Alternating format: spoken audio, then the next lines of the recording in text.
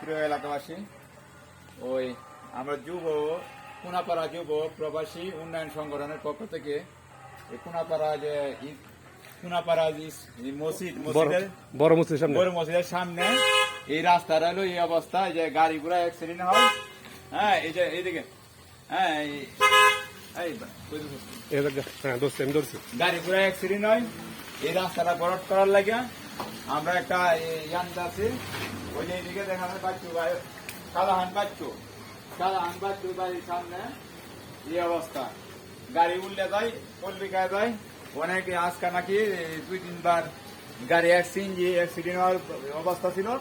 এইটা আমরা কালকে সকালে যুব প্রবাসী উন্নয়ন সংগঠনের পক্ষ থেকে এটা আমরা কাজটা করো।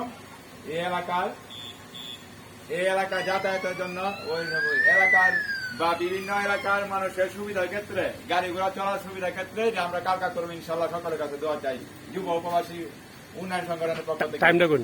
টাইম কালকে সকাল 8টার থেকে আমরা ঠিক করবো। আচ্ছা, এই কংক্রিট দিয়া এটা আমরা করবো সকাল 8টার থেকে। ওকে, আল্লাহ হাফেজ।